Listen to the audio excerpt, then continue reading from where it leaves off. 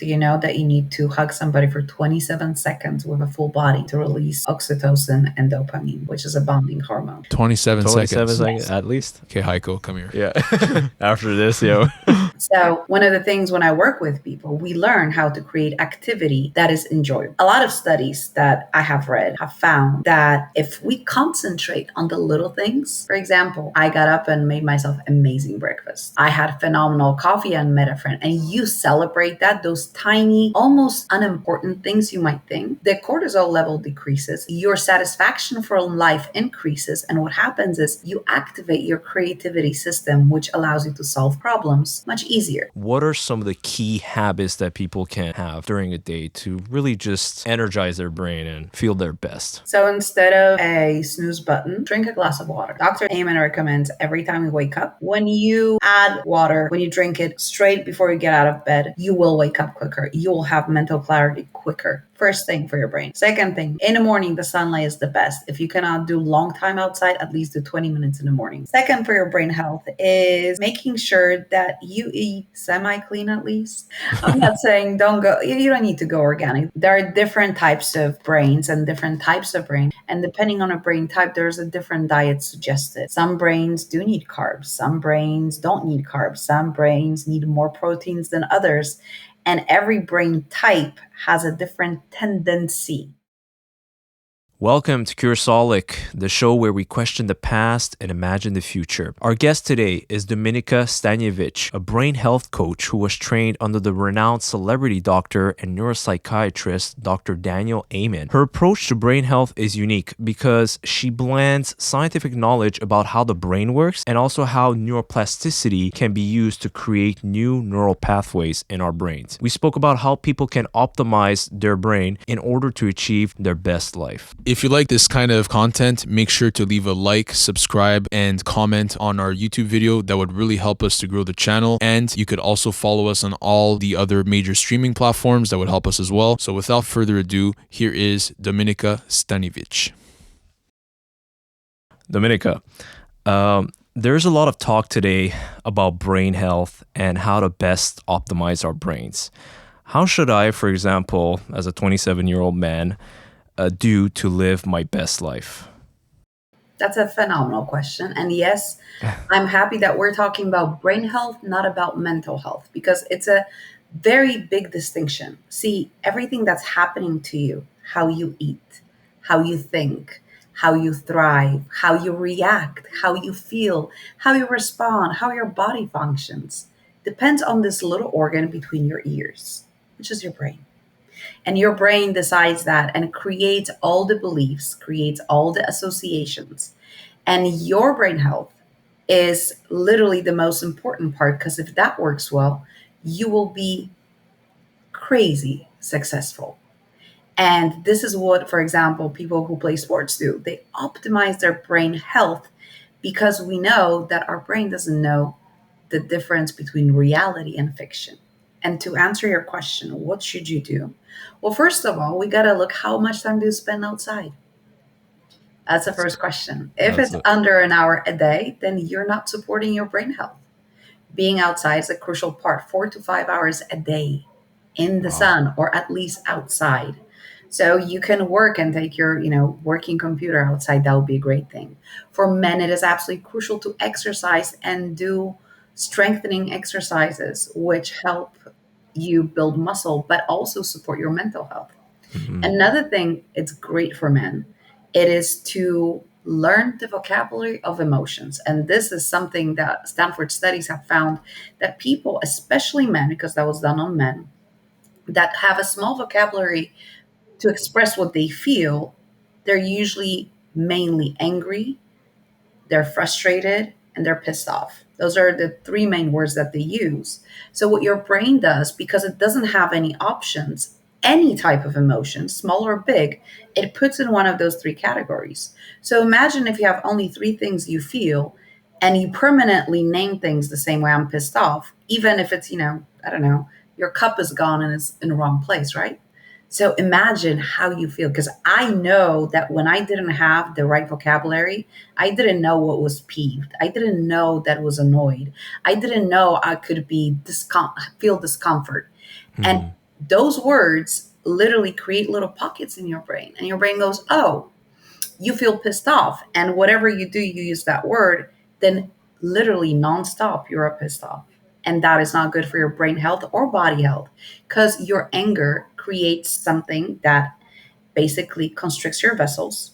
You don't get enough oxygen to the brain. You don't get enough nutrients to your brain. So your brain is in a permanent state of anger. And then we wonder, why do men die younger? Well, guess what, guys? You, in your culture, male culture, and by your fathers, you were never taught to have different vocabulary for different feelings. It was either be quiet, handle it, you'll be fine, or it was I'm pissed off, I'm raging, I'm gonna kill you, I'm furious. Have your dads ever said I'm peeved? Have they ever said I'm annoyed? They have, yes.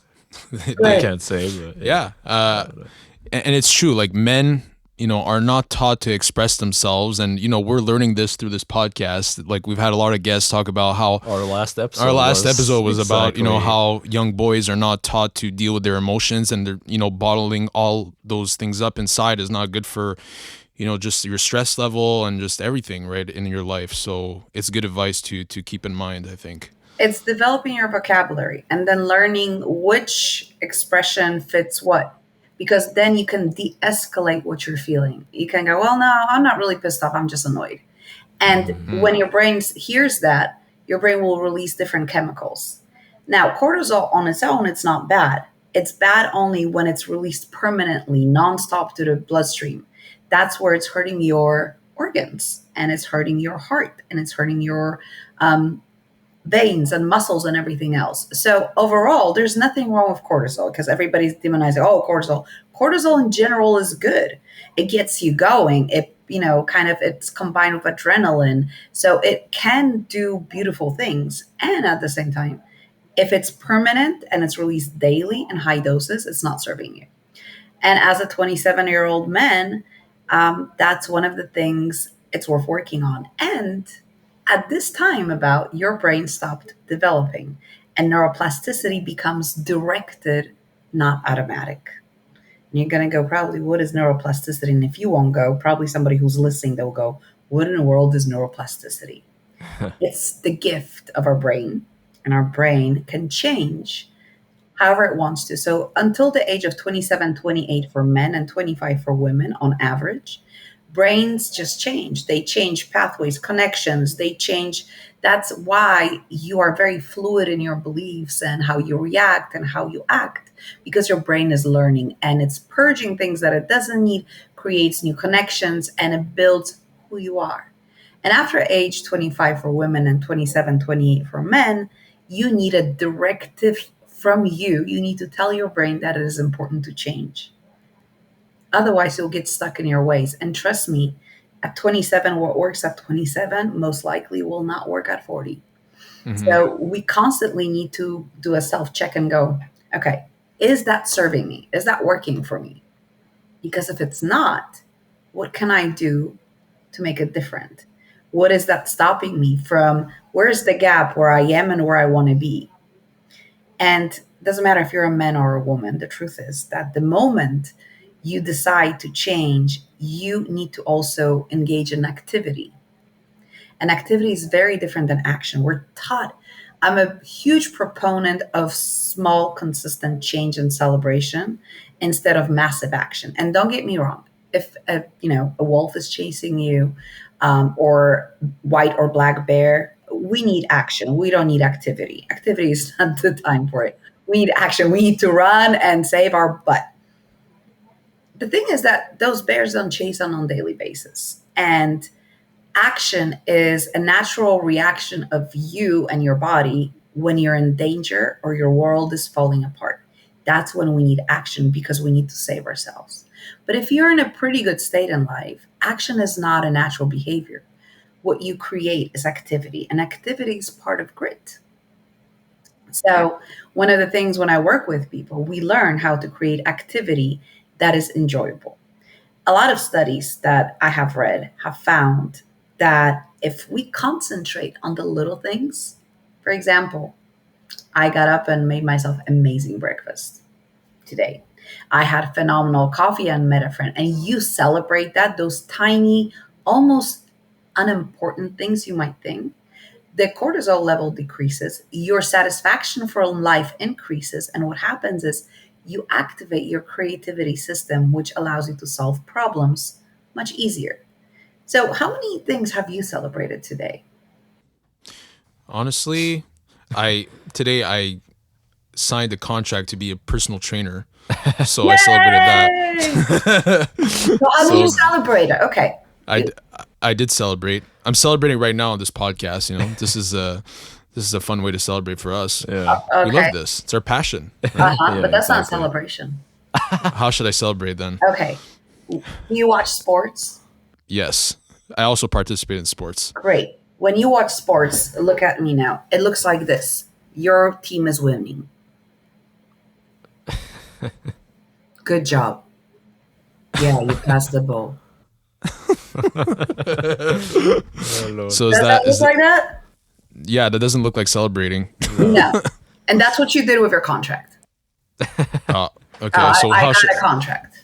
I needs to should be I should more. dance around and be happy about Heck it? yeah. High fives, jump around. See, your Okay. body is connected to your brain. Mm-hmm. If you sit and go, oh, this is great, You do that a lot. and your brain do goes, that. okay, whatever, let's ignore it. There is no release of dopamine. There is no release of serotonin. There is no release of joy hormones, which help you enjoy life. Uh-huh. We should literally high five ourselves in the mirror, our friends, move around, astitude, breastitude, whatever the heck you want, engage your body. Your body is a transmitter of joy. Have you ever seen a person who's truly deeply depressed dance? Dance? No. No, of course. How do Is they it dance? even possible? No. Oh, really? No. Well, Unless isn't they- there like styles of dance that would maybe be in the more Depressed. sad, depressed I don't think so. vein? Nope. Because endorphins are released when we're moving. And we all know as adults that if certain activities as adults did not bring us pleasure, which include movement, we would not continue doing them. Hence, our basically Earth would die and there would be no people in the world. I had a question before. You talk about, increasing our vocabulary and making it better. What are the best ways to do that? There's always the classic, I should read a book or I should listen to podcasts. Is there better ways to do it? Well, first question, what do I want to feel most of the time?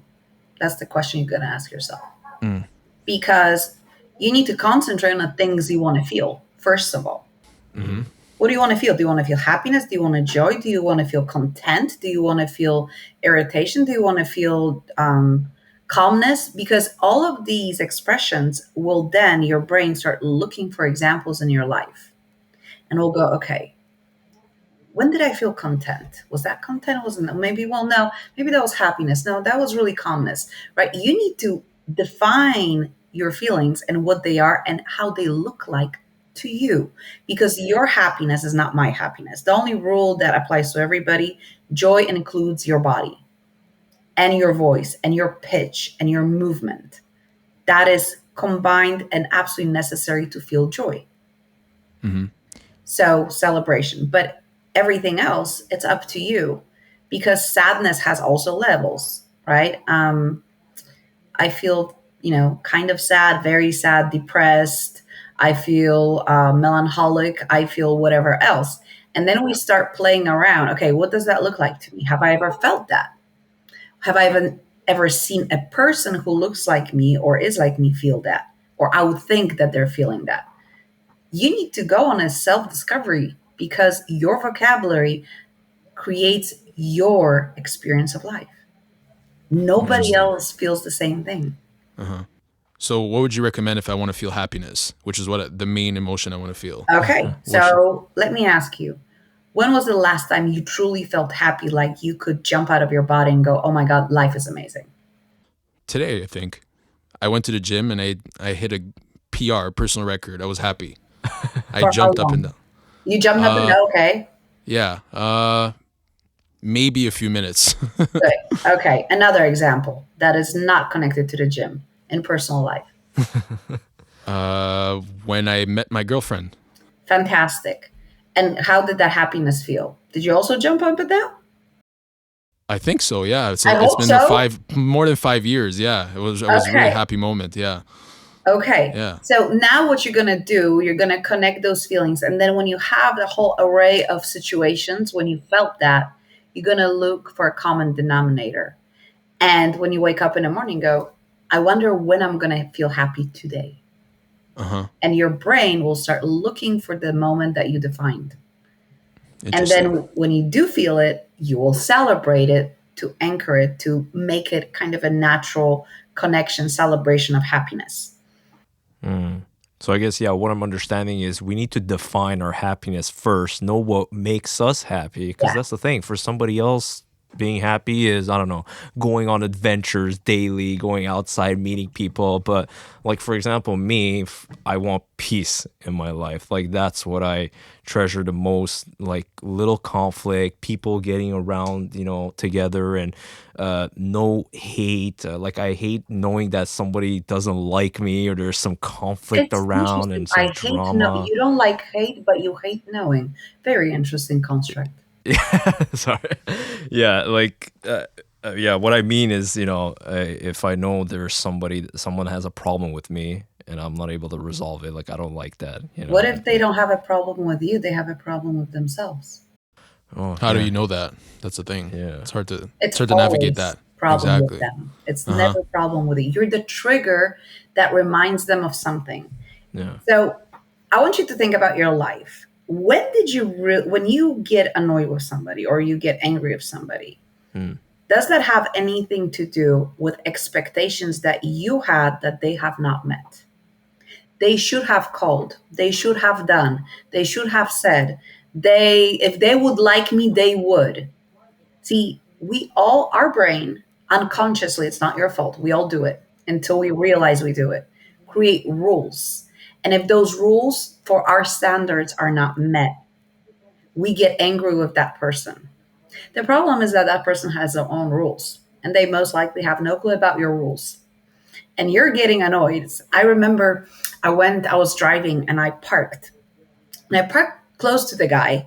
The guy was able to get out. He paid for his ticket. And then he looks at me and he started yelling his lungs out, calling me all the kinds of names. So I'm looking at him like thinking, okay, me parking got you so upset that you're calling me names? And I thought, I'm so sorry you're having such a bad day. And I went, sir, I am so sorry you're having such a bad day. I hope it does get better. He didn't know really what to do with that. Yeah, because you would expect people to retaliate and get angry back, right? But then when the person is just calm and just says, you What know, did you just say? Expect. uh huh. Yeah. See, Yeah. I knew this wasn't about me. I knew it Yeah. was his day. My parking has nothing to do with it. It was just the last straw, last trigger. I don't know what he went 5 hours before. Maybe his wife just dumped him. Who knows? Right? And he's just all, maybe he got fired. Something bad happened in his life and he's just angry, period. And he needed to let it out. And that was just a good trigger.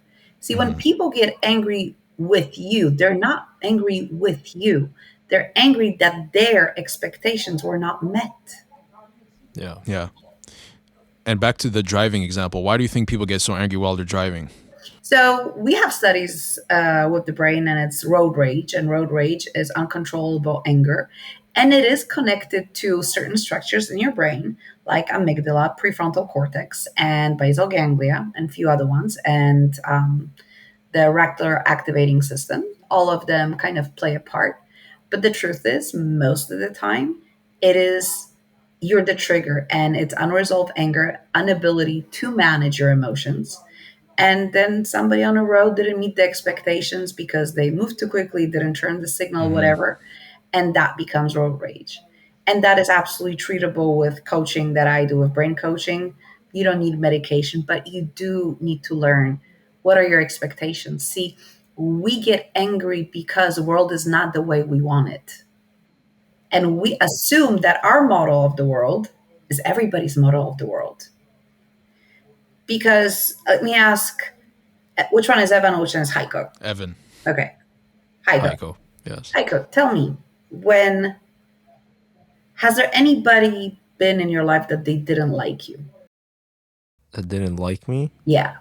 Uh, yeah, I mean, yeah. I mean, Yeah. I remember a lot like when I was younger, like in my Okay. school time. Yeah, for sure. Okay. So did the Yeah. world collapse? No. Did somebody die because of this? No. Were you not able to achieve your goals because of this?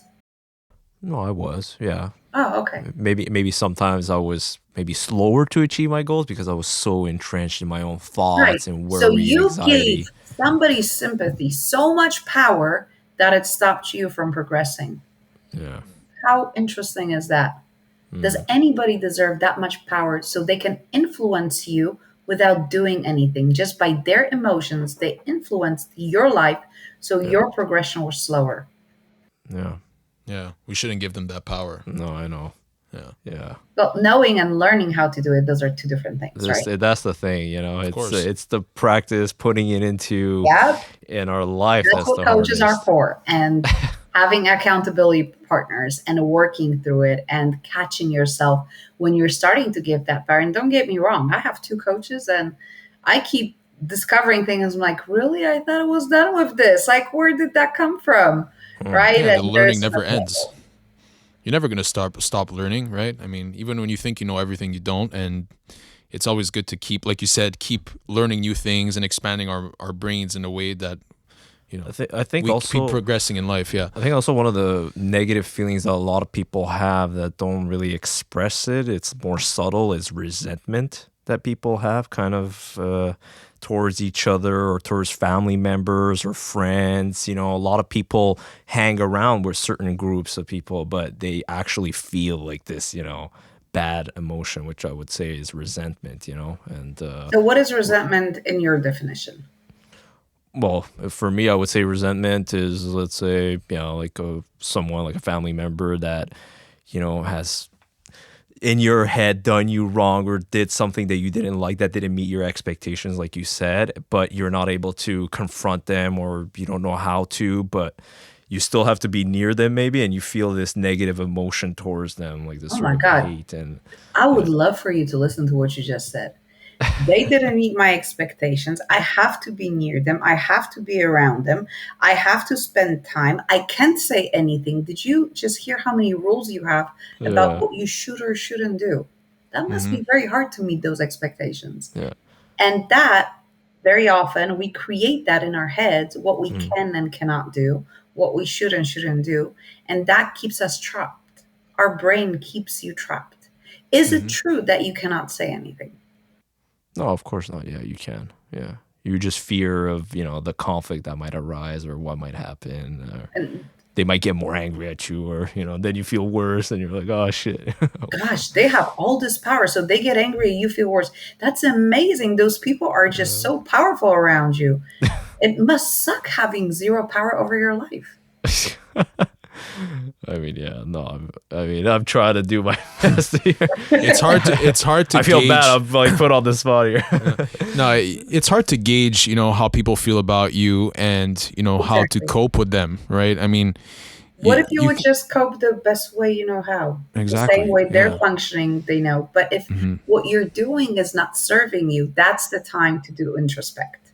Hmm. Because a lot of little girls, for example, I'm working with a 15-year-old girl right now, and she is so nice.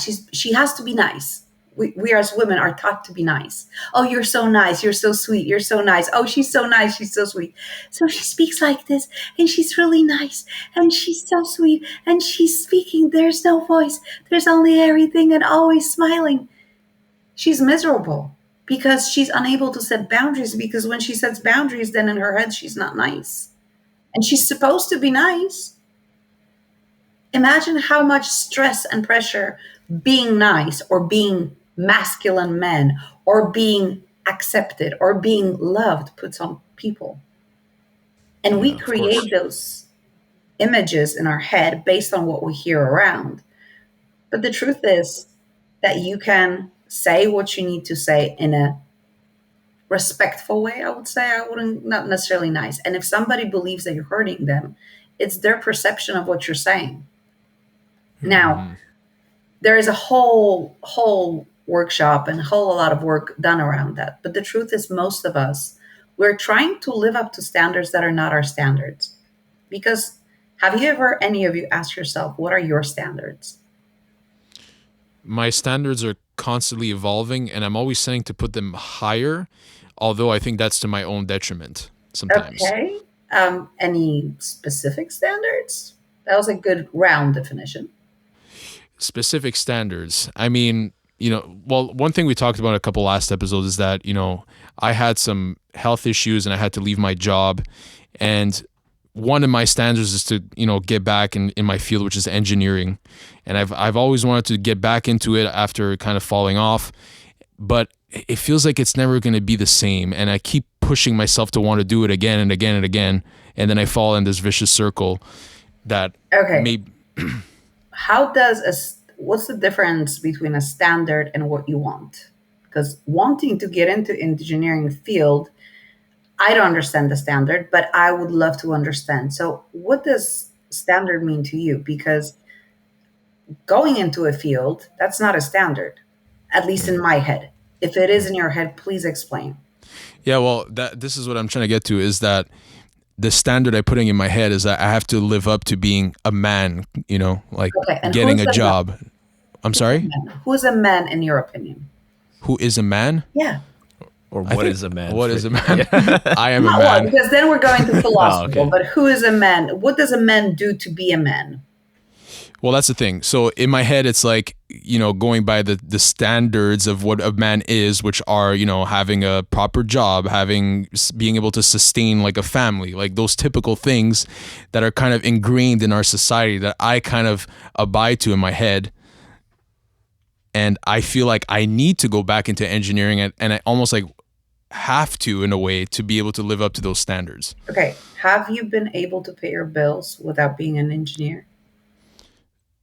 Yeah, but I still live with my parents, so it doesn't really count. Is being the engineer the only way you could be a man in your eyes? No, because like I said today, you I go. signed a contract as a personal trainer, so that's another way, I guess. And I had to, accept that maybe I can't live up to that standard that we were just talking about, and there is another way to be successful in life. And if there is, would that still make you a man? Yeah, Okay, cool. So there are options. there are options. Yeah. Very good. So one of the things your brain needs is your brain needs ability to find options. When we become very rigid and we see only one way, and life is lifing, as Les Brown says, there is this your basal ganglia and arterial sigmoid get stuck, and there is no movement, and you are stuck in repeating the same thing over and over, and it's a brain function. And with questions like, is it possible? Have you done anything? Even if you said you're paying your bills, but then you automatically discarded yourself in, but I live in my house, it doesn't count. Yes, it does. Yes, Yeah, it true. does. So You like you took said, away your power. it's about valuing those successes, right? And Yes. celebrating the small things, like you said. Yes. And, my daughters, when they moved out, they were 21. The fact that they cooked for themselves and paid for their own bills, yes, I was helping, but it was their little successes, and they go, okay, well, we've been making now, let's say $1,000. Okay, how do we make $1,200? Right? And it's the progression that is the success. Um, and I know quite a few engineers that are unemployed, and they have not many traits of a man. And it's interesting that you've mentioned materialistic things, sustaining a family and having a great job. How about integrity? How about passion? How about being grounded? How about being supportive? None of these came in one breath. Probably if you would think about it, they would come out, Empathy, but also. they didn't come with the same breath. Mm-hmm. So this is your baseline of thinking, which means this is how you perceive other people, because we judge people based on our perception of us. He's a better man because he's an engineer, but he might be going home beating his wife and he's an alcoholic. But he's paying the bills. He's an engineer, Yeah, not much of a man, exactly. not much of a man, right? Yeah. So ability to start doubting yourself, your beliefs, is a key thing for your brain development. Dr. Amen teaches something about automatic negative thoughts and questioning your brain. And Dr. Amen is one of my brain health trainers, coaches, and he is a phenomenal. He's known in Canada as well as in the US. Yeah, we know him. Yeah. Yes. So Dr. Amen teaches everybody about questioning your thoughts. And I asked you those questions. Is it true? And you go, well, no. Is it really true? Well, no. And that's the moment you're able to create other possibility. And then you're able to evolve with that. If we just have one way of thinking, we are setting ourselves up for failure, not celebrating the buts. Oh, the buts are amazing. Everybody does that. And your brain does that because it's of your belief system. So, oh, yeah, I'm paying my bills, but it doesn't count. Yes, it does. Yes, it does. I'm doing this, but I couldn't get 2 steps farther. Okay. Well, you showed up. That's already 50% better than half of the population. Most people just talk about doing things. Celebrate the fact that you showed up. I'm celebrating the fact, and I'm super grateful that despite the fact that I messed up a week ago, you gave me another chance. I'm grateful. Yeah, we're grateful you gave us another chance too. Yay, we're all grateful. There you go. We're all grateful. But everything is available to your brain. You putting yourself down and criticizing yourself nonstop and releasing the chemicals that are not helping you, and the good things that are happening and celebrating that. It's your choice what you concentrate on. I have this client and he used to come to me and goes, oh, I had an awful day. It was just terrible. I'm like, oh, okay. Tell me about it. So, he got in a fight with his boss. Something else happened. I don't remember exactly the story, but basically, and I'm like, okay, great. Yeah, that must have been difficult. So tell me, how long did that argument last? It goes like 10 minutes. I'm like, oh, and how long were you mad for? He goes, well, yeah, like half an hour. I'm like, okay. Are you still mad? Well, no, that's gone. I'm like, so your day was bad because of 40 minutes? Well, no. Interesting. See, our brain needs to generalize. That's what our brain does. It generalizes, distorts, and deletes. And it does that without you thinking about it. And we become this automatic behavior people. We react, we say things that we don't really feel, and that makes us feel things. We as people literally create our horrific lives. Besides maybe 5% of the population who actually was put in a situation where their life became horrific because of war or some tragedy. Most of us are not going through this. And we're walking around and saying how terrible our life is. Yet you had a 40-minute bad day of 16-hour day. I mean, that's hardly even noticeable. And you gave that much power to that event that you made your whole day awful. I would say sometimes it's even less, and that's happened to me too. It could be 4 minutes. Yeah. It could be just a road rage moment. Even your whole day is ruined. Yeah. And imagine 4 minutes out of 24 hours and your whole day is ruined. That sounds insane. I know. It is insane. I think, you know what? I think as a population, we have an addiction to just negative thoughts and worry and anxiety and just hatred. It's almost like it is an addiction. It almost like feels like sometimes you're pulled to feel negativity instead of the positive, because I guess our brains are more wired towards feeling those emotions too, right? Evolutionary speaking. So we have to constantly say no, turn to the positive, be grateful, celebrate the small wins, and reprogram your brain. We spoke to a therapist way back then, and she was talking about how a lot of people, when they're in like if they're following a therapist and whatnot, a lot of what happens is that they're not even in pain from like the trauma they endured, but it's more like they're addicted to the pain and they can't like escape the cycle of pain. It's just there because they're addicted to it. Yeah. I would say it's not that they can't, that they don't want to. Or that every emotion has a secondary gain. Your brain is receiving something else. So, for example, people who thrive in pain and wallowing how life is awful. Notice that if somebody's excited and joyful, people kind of don't gather around them to support them. They assume that they're just happy all the time. So when you're miserable and you're unhappy, you evoke the caring feelings. in other people. They come, are you okay? Do you need help? Do you need support? Maybe you need a hug. So the secondary gain of being miserable and going through trauma is connection with people. The problem with that is that connection is unhealthy. That connection is not a healthy connection. It is based on unconscious manipulation of other people because people want to help you, people want to support you, people come to you and support you because they want you to get better, yet you're staying there because of their support, because it feels good when they come. And if I don't have the trauma, why would they come to me? Yeah, that's so true. That is so true. Yeah, I find a lot of times we tend to connect on, oh man, I had a shitty day. Oh, yeah, this person, what they did to me. On my job, did you hear about that? Oh, I had a customer who called, and it's always on that we start to connect. Never like, man, it was so amazing today, or I did this or that. Not And as that is much. something we as humans that are, working on ourselves need to work on, because notice that when people get a new job, everybody goes, yes, fantastic, congratulations. The congrats are flying on LinkedIn, Facebook, and everywhere else. I opened my business. Are you sure you want to do that? And Yeah. Yeah. crickets. Hmm. Yeah. Yeah, we had that. Yeah, with our Because our podcast is technically a business now, and when we first started, like, the response around this was pretty positive, but there are always some doubts, like, oh, are you far ahead? Sure. And like, yeah, Are you sure? making money? Are you making money? Yeah. Are you far enough ahead to start a business? There's all these questions and hesitations that come into play.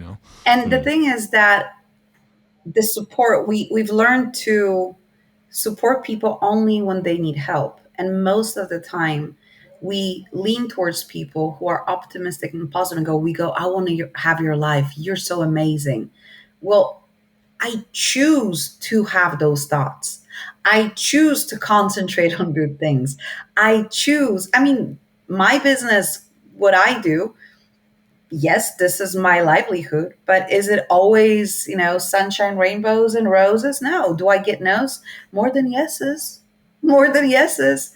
And I choose to concentrate on the yeses, because when I hear a girl saying, I haven't had suicidal thoughts since I started working with you, that's the biggest prize. When I hear one of my clients going, oh my God, they were going to put me on anxiety meds. It took 3 months. I talk to people and I enjoy being outside. That's the reason why I do things I do.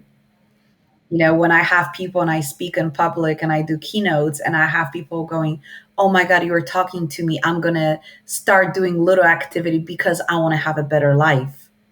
That is the reason I do these things. And I do it because of money. And I am not going to apologize for it, because we demonize money, going, oh my God, you should do it out of altruistic. What am I going to give you if I'm going to starve to death? Yeah, no, Have you that's ever fair. seen a philanthropic person who is supporting half of the country and giving to charities, not having enough food on the table? No, of No. course, yeah. No, it makes sense. We got to start enjoying and saying it's okay to make money. It's okay to be helping people and make money. 10% of what I make goes to charity work. I'm also a Red Cross volunteer. I volunteer my time. I give back to community as much as I can. And I enjoy money that I make for my hard work and for making your life better. Well, And you deserve it. I do. And it took me a very long time to feel comfortable saying that. Very long time. And I guarantee you that most people that you talk to, they go, well, yeah, well, I really want to have changed the world, and I really want to have a vision, and I really want to support everybody, make a world a better place. It's not about the money. Yes, it is. Yes, it is. As equally important as you having impact on the world.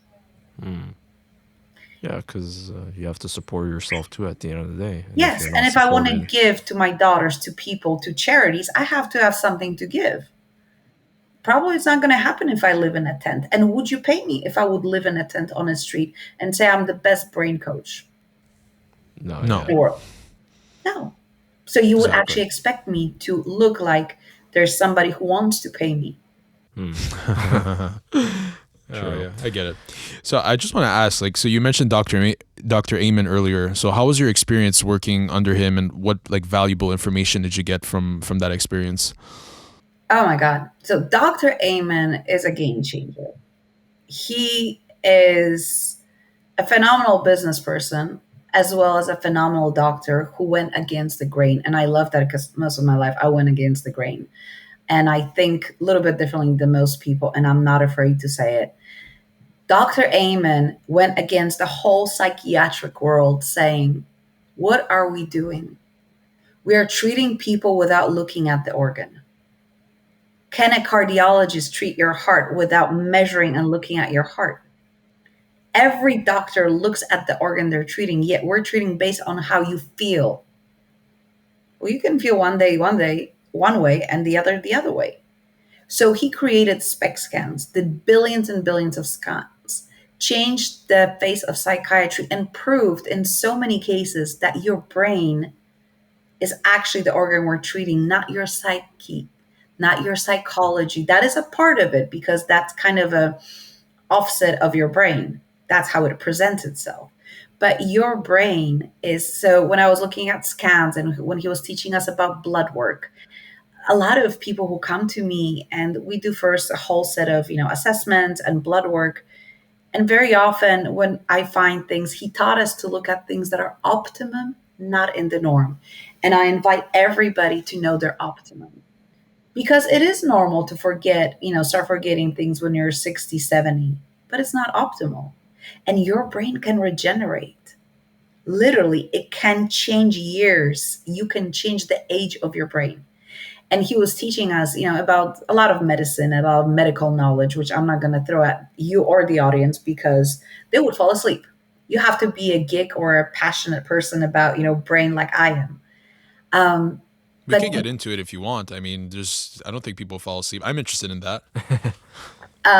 so, for example, one of the things, so we're talking about dopamine and serotonin. Most people don't know that if you have too much dopamine, you can die. Mm-hmm. So that's why you cannot take certain supplements with antidepressants, which create neurotransmitters that go to your brain. And that's why it's important that if, like me, we do work with supplements that Dr. Amen suggests. But if somebody is on medication, I have to work with their doctor. So they lower the medication and then we add the supplement so we can change. One of the things that I've learned from Dr. Amen, I worked on myself, and I'm epileptic. I used to take 2,000 units of Keppra and antidepressant for over 35 years, nonstop. Wow. Why? Because basically the epileptic meds change the structure and the chemical balance of your brain.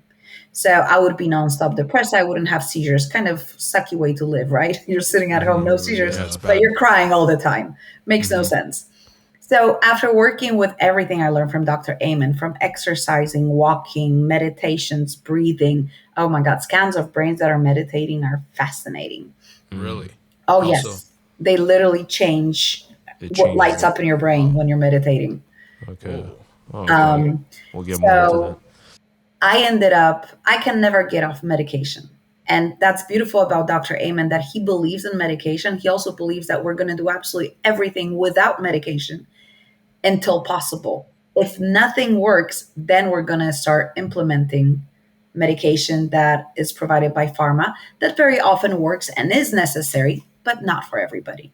So after everything I did for about 2 years, I got myself to a point where I'm over 6 or 7 years with no more antidepressants. I'm taking saffron, which is one of his supplements that helps me produce. And the level of my medication from 2,000 units a day went down to 500. Wow.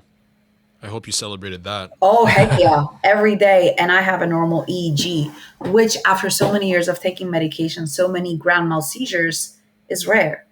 And your lifestyle has so much to do with it.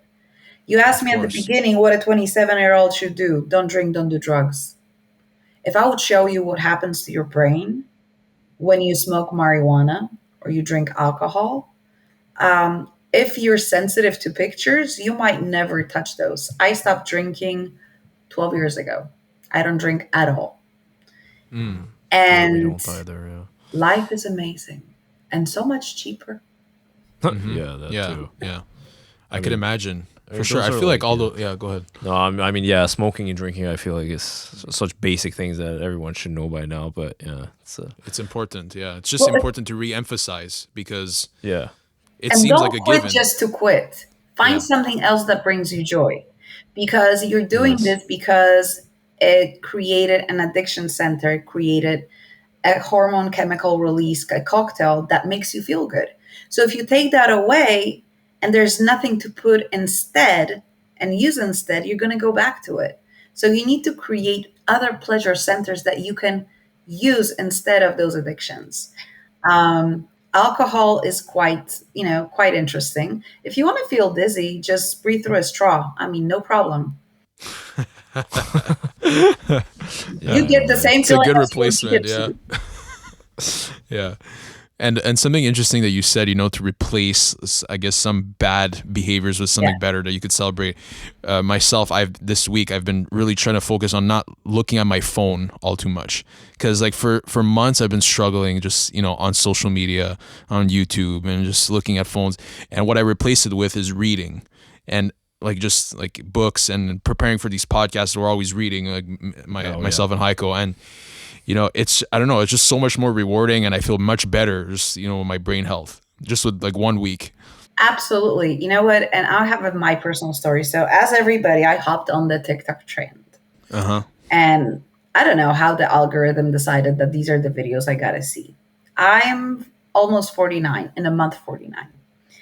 And TikTok decided to tell me that I am worthless, I am damaged goods, that I should be grateful if anybody talks to me, that because I'm white, I'm worthless. And I started getting videos after video after video after video with hate, anger, and putting me down as a woman, as a white woman, as, an entrepreneur, as a person of an opinion, that if I've achieved anything, that I'm undesirable. I mean, it was horrific. It was horrific to a Mm-hmm. point where I started getting anxiety. Me, I never had anxiety. I'm like, okay, this is really, because then I would scroll. It was an addictive behavior, looking for something better that would never come. And if it would come very rarely. And I'm like, okay, this is not good. So what I did, I deleted TikTok.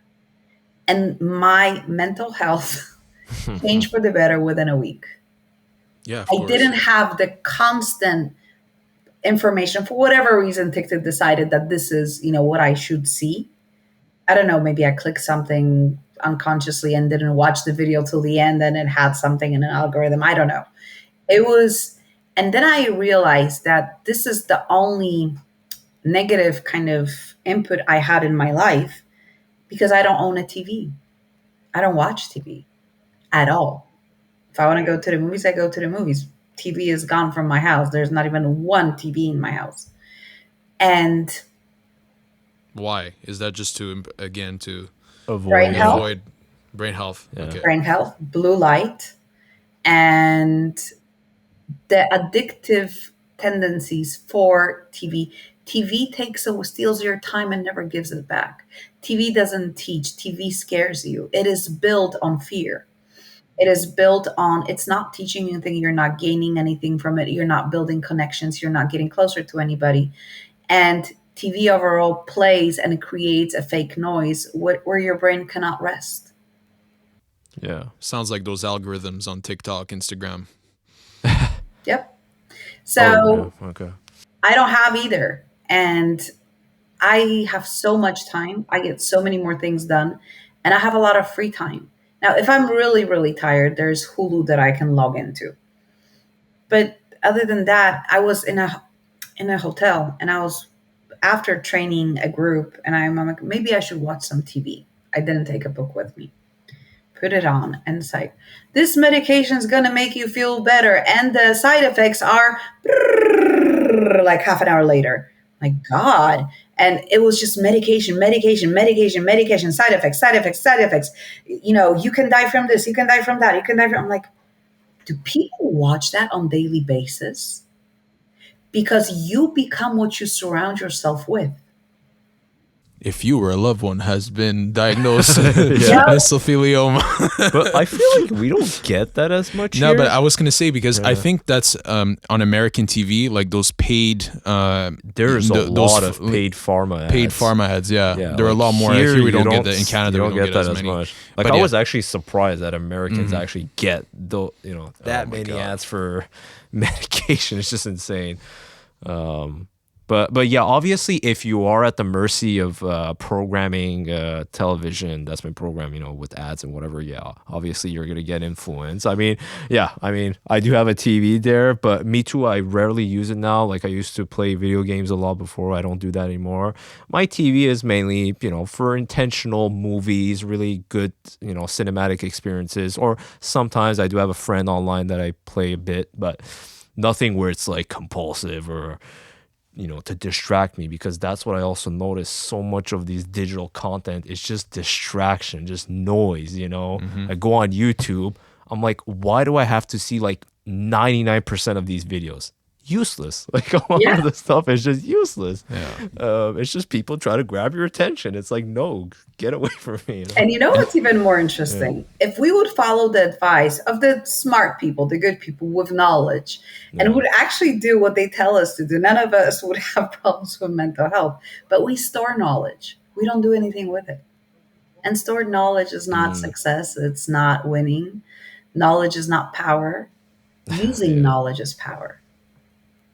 I think we also can get addicted to knowledge. And I feel like nowadays with all these digital platforms, podcasts and YouTube and whatever, we try to like accumulate knowledge. It's like, okay, look at all this stack of knowledge I have. I got to get light every day, exercise, but I do nothing. Audiobooks on repeat. Yeah. And that too can become a Yeah. distraction. It's become, for me, absolutely. it became addicting. Yeah. Well, Yeah. I don't know how about Canada, but teenagers, well, young people, so up to age of 24, 25, they have discovered something called silent walking. Silent walking. Yeah, wow. Yeah, to not you listen walk with to no. anything. Yeah. And that's when I listen to all my audiobooks while I'm walking. Or silent driving. Can we do that too? Silent driving. Yeah. So, and it's quite fascinating for me because I do a lot of walking and breathing while walking and doing all this stuff for my brain. And they're teaching each other, that, you're going to get it very stressed if you take out your earbuds for 5 minutes, but when you put them back in, you're going to be okay. But then you can next time can try it for 10 minutes. And when you get to a half an hour of not listening of anything, then guess what? Your brain just calms down and you feel so relaxed. I'm thinking, oh my Lord, we need to learn how to walk with no sound. That's terrifying, but it's great that they've discovered it. So yay to them. Yeah, exactly. So yeah, we want to get into, some ways to optimize our brain, and we also touched upon neuroplasticity. So, let's say to start your day, from the start till the end, what can someone do? Like you mentioned in the beginning, like for men, we need to have sunlight each day for 5 hours. Like, what are some of the key habits that people can have during a day to really just energize their brain and feel their best? Okay. So instead of a snooze button, before you hit the snooze button, drink a glass of water. Dr. Amen recommends every time you wake up, when you have your, I prefer to have my little tree bird sound instead of, and you're like, oh, the tree birds, they kind of work better with me. And I have a glass of water next to my bed. When you add liquid water, when you drink it straight before you get out of bed, you will wake up quicker. You will have mental clarity quicker. First thing for your brain. Second thing, in the morning, the sunlight is the best. If you cannot do long time outside, at least do 20 minutes in the morning. You don't need to walk. You can just go outside and have your coffee, which Dr. Amen doesn't recommend, but one a day is not going to kill you. Do we have to be outside? Yeah, the whole thing with sunlight, right? Like I do open my blinds and I try to like look I do that outside. too. Yeah, I do that. Like every time, as soon as I wake up, boom, open the blinds. But yeah, I'm not outside necessarily, and the sun is like on the other side of my house, so it's not coming. Facing it's west. better than being in the dark, but going outside is highly recommended. Yeah. Okay. So sometimes Highly. in winter though, it can be tough. You know? Yeah. You gotta put on a coat and everything. Yeah, I lived Yeah. in Poland, and I get the cold, but beautiful snow with sun reflecting Oh, from it. it's even stronger. There you go. So that's number two. Hmm. Second, for your brain health is making sure that you eat semi clean at least. I'm not saying don't go. You don't need to go organic. The only thing Dr. Amen says that it's key to for it to be organic is anything blue that's a fruit. So blueberries, blackberries, because they absorb the most of the chemicals in the ground. So those should be organic. Everything else, if it's not organic, it's you'll live. You'll be fine. Oh, okay. Um, Interesting. so your diet. There are different types of brains and different types of brain. I highly suggest you guys can reach out to me later. I'll send you a test and assessment for your brain type. And Hmm. depending on a brain type, there's a different diet suggested. Some brains do need carbs. Some brains don't need carbs. Some brains need more proteins than others. And every brain type has a different tendency. Now, your brain is not forever the same way. So, eating the right stuff, no alcohol, no drugs, no smoking. Um, Find a habit that you enjoy. 3, 4 times a week, exercise at least 40 minutes. For men, especially your muscle mass. Muscle mass is also important for women because if we ever end up in a coma, men or women, we have a higher chance of coming out of coma if we have muscles. If we don't have muscles, we have way less chance. Another thing is taking care of your circadian rhythms and sleep. Your sleep should be, based on studies, 3.5 hours multiples. So if you do need to sleep shorter period of time, then make it 3.5 hours. Not four, not five, 3.5. You'll be much more rested. That's your typical kind of rhythm of cleaning your brain. Sleep is absolutely crucial. And it's even more important that you go before midnight at the same time every day. So you can kind of, the rhythm is more important, what time you go to bed. And then multiple 7 hours, 9 hours, 9.5 hours is highly recommended. Highly recommended. Why?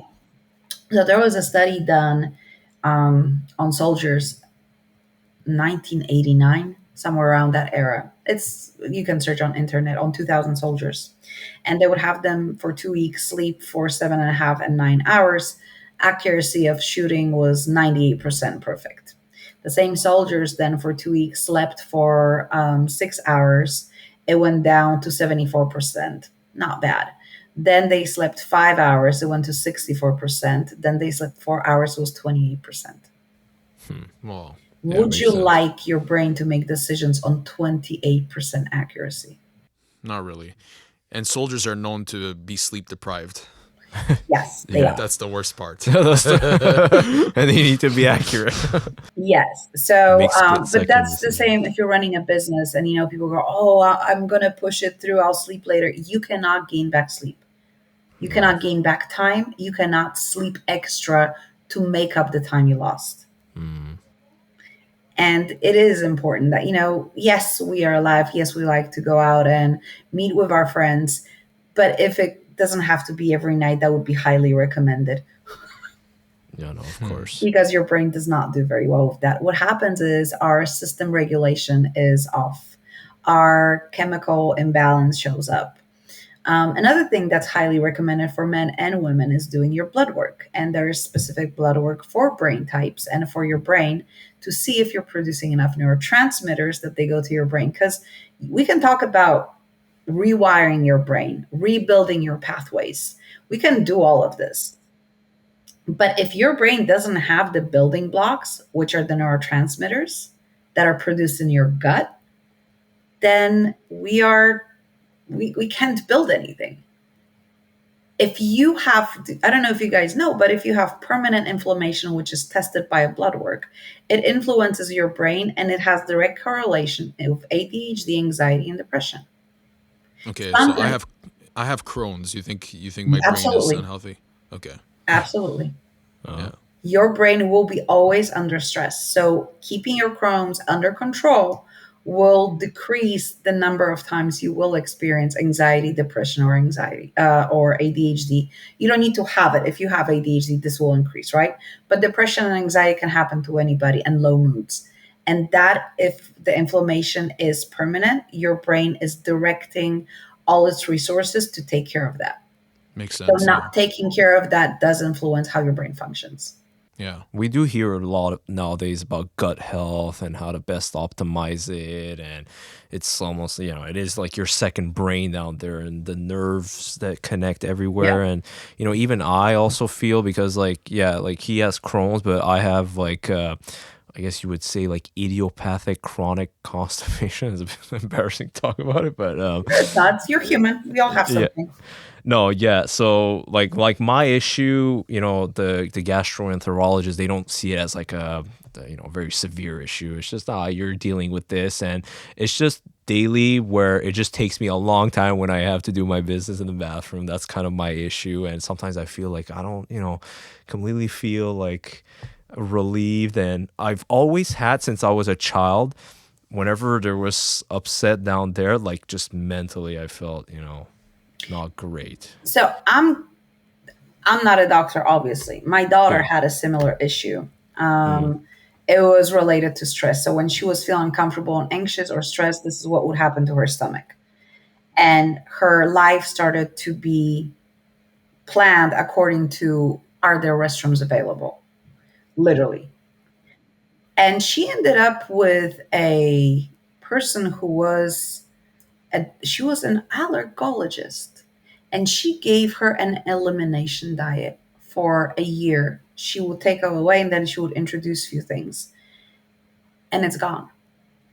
She had a stomach inflammation, and that was also influencing her moods and swings and stress and everything else. Plus she was a teenager, so hormones added to it, which they suck. Really, I feel so Hmm. sorry for all teenagers. I'm so sorry if you're listening to this. Parents who have teenagers, love them, because their life is horrible right now. They're Those on a hormones roller are coaster. a roller coaster. They don't know where they belong, what they want, how it looks like, who they should be next. I mean, oh, I feel so bad for teenagers. I would never want to No. be a teenager again, ever in my life. It is a hard It is. time. It's actually like one of the most stressful periods, really, in your life when you think about it. We think adulthood is tough. We're like, wow, being an adult is tough. But actually, those periods, if you're able to go through, or even as a child, really, when you're Yeah, developing, it can be tough to that development, navigate. and the belonging and the changing stages of your brain development. And remember, the kids are doing stupid things because their prefrontal cortex is not developed, and it's the last thing that's developing. Hmm. So, for example, if they're smoking pot or they're, drinking alcohol, it enhances the development of prefrontal cortex, and it can stop the development if they overdo it. And then they will become basically adults with inability to plan, perceive danger, perceive consequences. So, and then you have the adrenaline addiction, which can be, actually, Dr. Amen has a really cool program on mitigating adrenaline addiction with food. It's phenomenal how certain compounds of food influence your brain, so you don't have the need to jump off planes every 5 minutes and off cliffs. Wow. So Yeah. what? Okay. Wow. So to that point, so you think diet could literally, prevent that from happening to people? I would say it has a, I wouldn't, so nothing in your brain and your body is definitive. It's nothing is like 100, if you do this 100%, but there is a huge correlation in how your brain functions and what you eat. There's a story Dr. Amen tells, and I absolutely love that story, and I tell that to everybody. There was a couple, and she had a brain that was an oppositional brain. So every time he would go, let's go here, she would go, no, right? And then something else would follow. And that also was part of their intimacy. When he wanted something, her reaction was no. So he came to Dr. Amen. They were both in therapy with Dr. Amen, and they were trying out different things. And he goes, okay, so what I need you to do, if you would like your wife to say yes, first of all, don't ask her a direct question. Second of all, when she says no, agree with her and then continue the conversation. But what I want you to do, I want you to feed her pasta for dinner and then go for a walk. He goes, why? Just trust me. So basically, they started walking a lot, and the husband came back a few months later. He goes, "I love you. You saved my marriage." Wow. Really? Just on the daily walks Daily walks with the carbs. with the carbs. So he was missing some carbs in his. So some brains require basically heavy carbs for your brain to process to calm down certain nervous systems. There isn't one way to eat. There isn't one right way to eat, and every brain needs different things. I'm not saying eat pasta 24/7. I'm not No, no. saying eat potatoes 24/7 or bread You just need 24/7. to understand what your brain needs, Yes, what you and need to at what feed time it. and in what doses. Because there are some people. I took part in this program in Poland when I lived there, and there were about 40 of us, and we were fed and under control of doctors, and we were fed with not vegan. What's the above vegan? It's like when you have Vegetarian? no, then vegan. The vegan is more strict. Yeah. We were on a vegan diet for 6 weeks, cooked by a top chef. Food was amazing. Okay, amazing. And we would have our blood work, and out of 40 people, 15 people lost like 20 pounds. Got off meds for diabetes. It was gone. I mean, they did phenomenally. Blood work was off the charts. It served them like no tomorrow. Then there was about 15, 8 people, 10 maybe people that had, I don't remember the numbers, it was a long time ago, but the proportions are correct. That, yeah, the blood work improved. They lost a few pounds, but nothing special. And then there were people like me who ended up in a hospital because it turned out Oh, that I do not absorb iron from anything but meat. Wow. Yeah, So so there's I not agree. one right way. If somebody Exactly. says my method works for everybody, run. yeah, yeah. No, I think I've honestly understood, like, with diet, there's so much that we don't understand, and like people claiming keto is the way, vegan is the way, Carnivore. carnivore is the way, like ridiculous. Like enough already, you know. I mean, We're they're so looking for a different. solution, and that's great. Yeah. And for some people, that is the way, but it doesn't mean that it's for everybody. Exactly. So there are plenty of things, anything with brain health, mental health, physical health. This is all connected. You cannot treat your brain if your body is on fire and you're inflamed 24/7 because your brain is trying to keep you alive. So it's not taking care of everything up here. It's not unable to do that. If you're not sleeping and you're sleep deprived, you're off balance, right? And you're unable to process information correctly. A day, you get 18 billion bits of information. You process 168,000 information. I mean, we're talking, but your brain is processing the temperature, working with your body, how your organs work, the sound, the system, the surrounding area, if something is moving, if something is walking. All of that is being processed by your brain. And if you don't make life easier for your brain, it's going to go into overdrive and it's not going to do what it's supposed to do. Um, it's amazing how brain, and I'm going to go back to this, compounds everything together, and it creates just automatic responses because it's built to preserve energy in case you're in danger, so it can save you. But there's not much we need saving from on daily basis in today's world, besides ourselves maybe. So it creates those compound reactions, and then we just go on automatic pilot. 95% of your actions are automatic pilot. You don't even realize when you're nodding your head, when you're swallowing, blinking. Those are all automatic reactions. Your feelings are automatic because we never stop. And this was programmed into us without us knowing. Your brain created that program to optimize use of energy. And now that's why drastic changes usually don't work, because it needs too much energy and too much concentration to create the change, and it reverts back to old patterns. But you can offset that by small changes and celebration, and it doesn't take longer. It's just stacking, and it's a different approach, and you can recreate behaviors in your brain the way you choose them to be. So somebody goes, oh, that's the way I am, I just got a resting face. Well, you can change that. You Yeah. can teach your brain to automatically smile when you see people. Yeah, exactly. Or not scream and honk at people when you're on the road and you get angry, right? Yes. And but this was created without you knowing. So I never blame people. I never go, oh, it's your fault you're like this. No, it's not. Your brain did this and you don't know what you don't know. Your parents did the best they could with the knowledge they have. Remember, the knowledge I have, the knowledge that we have now available, that's what, 40 years old? Our parents didn't know that. They had no clue about neuropathways and creating neuropathways and reverse engineering, optimization of your brain and all of the things that's all new science, new knowledge that has been studied. We now are just discovering that most medication are not adjusted to women, right? Because there are all studies were done on men. And we are chemically different. So we will react differently to the same medication, to the same dose. That's interesting. So I didn't know that. Yeah, there was a bias in trials that they did. Okay. Like for a long time, it was always tested on males mostly, yeah, and not and females. white Yeah, males. up until the 1990s. Yeah, I think. And it's Interesting. still the case, unfortunately. Now, we're not going to blame anybody. We're not going to say, oh, they're bad. That was the world we lived in. That was the world that was perceived. I mean, right now, for example, in America, I don't know how about Canada, there's a huge movement about talking about menopause. And the Yeah, truth I've is, seen that. Yeah. we didn't live long enough for anybody know that we have it. We would die at 40, we didn't get the chance to experience the hot flashes and everything else.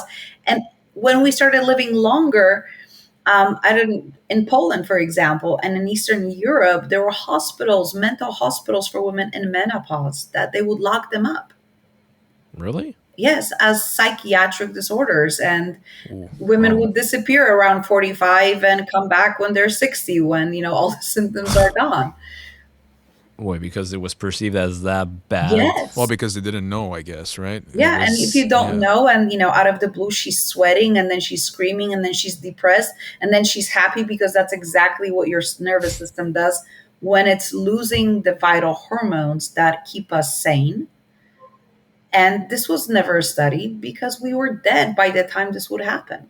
So this Oh, is a new phenomenon, and now we're discovering that most people say, there's a doctor, Mary St. Clair. I absolutely love her here, and I follow her, and I learn a lot from her.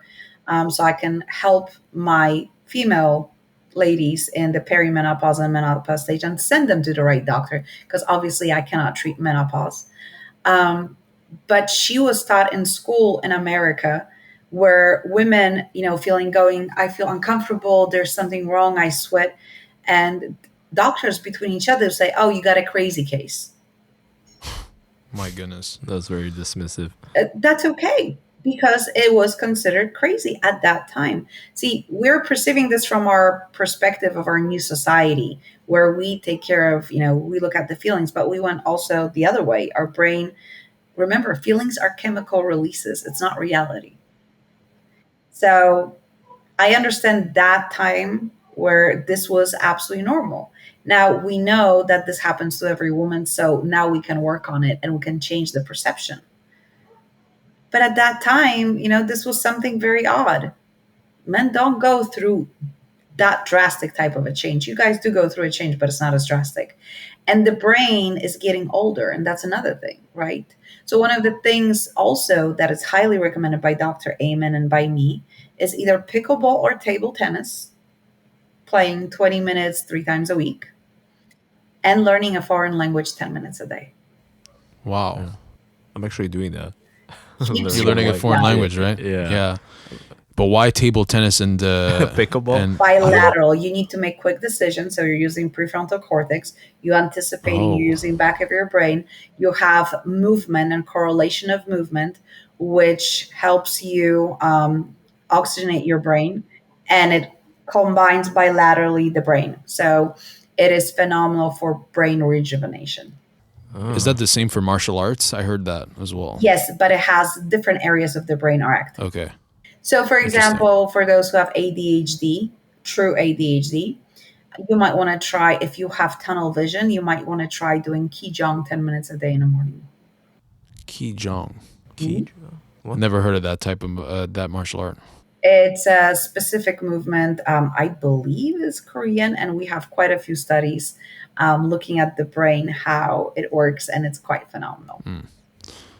Yeah, I was listening to Peter Attia's book called Outlive, and he was talking about in the book how certain boxing workouts could also help people prevent Alzheimer's disease in the future. Now, that's a new one because boxing usually hitting your, I mean, if nobody hits your head, I guess, because No, but hitting. what he mean, yeah, he means like like shadow boxing or like hitting a bag. That's Oh, okay, yeah. yeah, not like the type of Not like boxing that'll give you sparring CTE. or Yeah, Okay, okay. Because I was like, that's interesting. I haven't read it, so I won't say anything. But usually, yeah. hitting your head is not helping.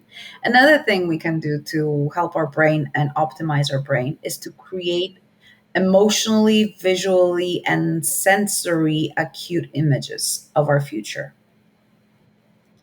What do I mean by that? Now, there are some people who cannot see pictures in their head.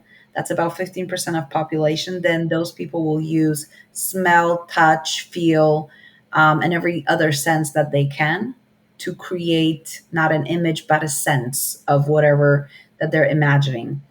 And those have proven to show, because your brain doesn't know the difference between reality and fiction. If they're achievable, your brain will start looking for a way to achieve that. Now, if you're making $500 a month and you're saying to yourself, imagine yourself as a millionaire, your brain will think you're absolutely crazy and it will just ignore you.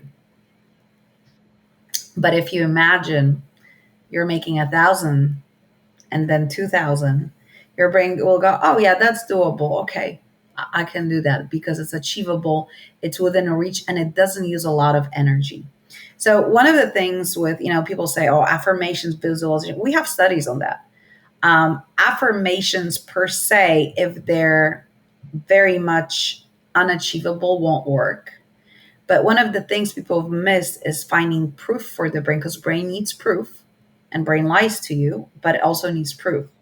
So if you're saying I'm amazing, then you need to find reasons why you're amazing and find moments when you felt amazing. Then brain goes, okay, well, maybe I am amazing. And it then starts looking for more and creates situations and in your perception that you are amazing. If you tell your brain something that is absolutely insane, it will not work. Your brain needs proof. And another thing that people do, they just sit there on a bed and they start repeating, I am amazing, I am amazing, I am amazing, I am yeah, I've amazing. seen those. No, that doesn't work like this. And again, there's no brain body connection, right? If you're amazing, then you're excited, you're sitting differently, you're breathing differently. All must make sense. You cannot use one sensory and expect your brain to say, okay, this makes sense. It has to feel, touch, breathe, see, smell. Everything has to work together. So it takes a lot of work to create those mental images that actually do help you move forward. And this is one of the ways we work with people who are top performers. We create those images, especially in people who play sports, of them achieving a certain number. But if he's running, let's say 1 minute and he needs, 30 seconds, we're not going to go have him imagine 30 seconds. We're going to have him imagine 58 seconds on the clock. Yeah, it's interesting that you say that because I don't know if do you know who Eddie Hall is? Yes.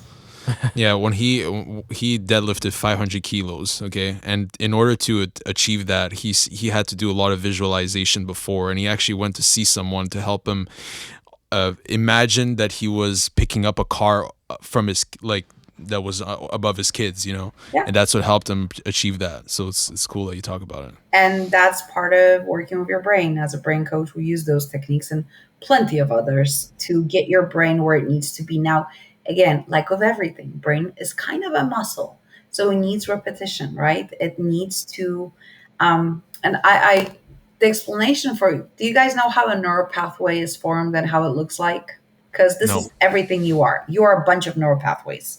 Okay. Very Can you explain? not sexy. But Yeah. first, at the beginning, when an event happens and you have an emotion, your brain connects it. And it's as thin as a hair. And then when it has something similar, it connects it again, it becomes like a ribbon. And then it becomes like a two-way street, four-way street, freeway, and a highway. When it becomes a highway, it becomes your automatic behavior, or as we call it, a habit. And that's when you stop thinking about it and it becomes something just put aside and it creates a new one. Now, these can be changed with a traumatic experience or with choice that we make that we want to change that behavior. They don't change on their own just because. We can choose not to use that behavior, but automatic behavior will stay automatic until you dissolve it and create a new one with a choice. And this usually happens, the basic creation of your identity happens by the age of 7. And you really don't know how it's happening. Your brain connects the weirdest things. That's how, for example, feet fetishes show up.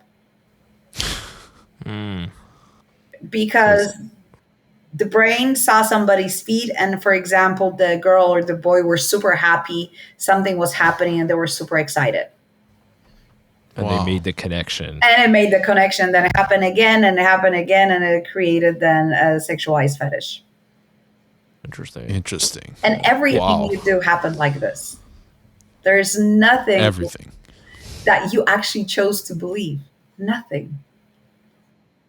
And that's why, as adults, it's our responsibility to get a coach or a therapist or whoever else and go, okay, this is who I am. And does that get me where I want to go? Where is the gap? What beliefs, what thoughts, what emotions, what body do I need to have to get where I want to go? Right? And then where is the gap? What do I need to do? What activities? And which ones are the most important?